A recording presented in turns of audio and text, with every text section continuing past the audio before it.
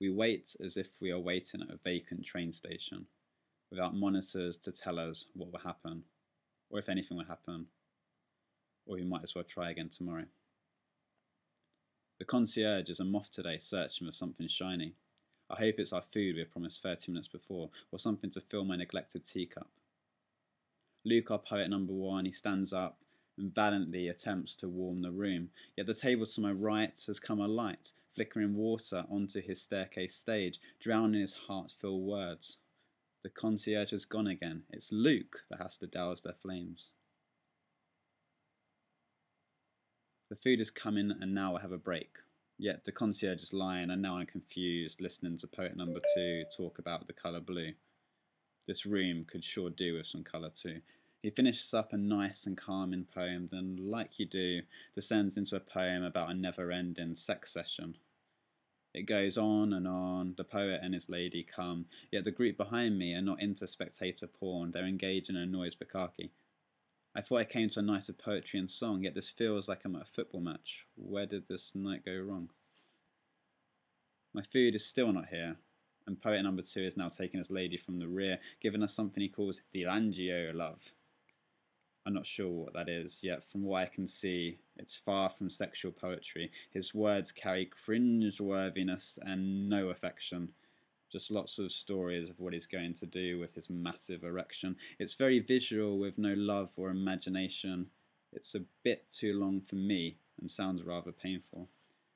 Possibly while she is screaming, and why he is so far from ejaculation. He's finally done, and we'll now hear some sweet music that might strike a chord with this tired, unattentive room. Yet now, for some reason, it's not happening, and instead we're listening to elevator, music drivel, and of course, waiting for our food to come soon. Or was that Godot? I forget. I check my watch, an hour has passed, my glass is empty, this place is teetotal, and I still have no food. I start to wonder if I died in Bethnal Green tonight.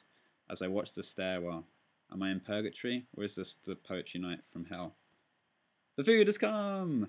Yet it's just a bit of salsa with nothing to dip it in. It's a bit like this room, full of talented, tasty sauce, yet no vessel for its flavour. Yet apparently, according to the concierge, we will be fed. Do me a favour. It's coming, yet the only thing I've seen come so far is poet number two. 30 minutes have passed since that last paragraph. I've started to become attracted to the mediocre blonde girl in this room. I imagine her doing a burlesque performance. I'm so bored. Yes, I can't leave as he's a friend of a friend. I wish I was dead. Thoughts of interesting ways to die begin to enter my head. Can you drown in salsa? Then 3 hours from the start, we get poet number three and some salad and some bread. Thoughts of death, they leave my head. And poet number three, he's amazing. He sets the room alight. It's far too much excitement. If I wasn't dead, I'm now dead from the fright. I eat my salad. It's just a mere starter. And number three is my fleeting main course that's gone too soon. The atmosphere has already been quelled. I have nothing but frustration. Inspiration has been lost in the presentation. No one can save the lack of interest and respect in this crowd.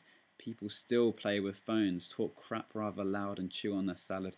The food is coming soon, yet here I am writing some sort of ballad. I know when it's time to call it a night. I have a train to catch, the perfect excuse to end this without so much as a fight.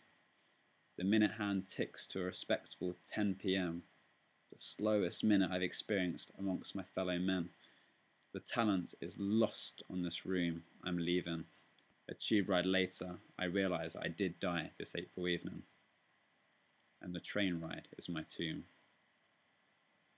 A guy committed suicide on the tracks tonight. Possibly because of a night spent in Bethnal Green. I know someone is dead, and to joke might seem inappropriate, too soon, and obscene. Yes, it really was that bad. Even I myself am tempted by the glimmer of metal, and I'm quite keen. Our trains are all cancelled, it's hot, it's full of people in suits. I feel like I'm back on the tube. I can't even stand up. A suitcase bends my knees. This night is not over. I struggle to see the wood from the trees. I did die in East London tonight. This now is clear. My next stop is Tonbridge, aka hell. I'm bestilled with fear, a place that no man visits when they live in the posher Tunbridge Wells. In Tonbridge I call a cab. This night is not done with me. As I reach the pearly gates of my flat, I could see my front door and sleep. I can't even manage to weep. I'm dragged down to town by wandering friends. I found a world of madness and lust, to which I'm now at the cusp. There's clothes that conceal nothing, there's lots of dry humping, there's a girl with suspect red liquid dripping down her leg, her face venturing into the neck of some young-looking lad, and make my excuses, this place is just mad. I'm completely sober here, sipping my rum. It's been terrible, it's been dull, yet in a strange way fun. It's been a weird night. I'm going to call it a day. I'm very, very tired. It's given me plenty to say.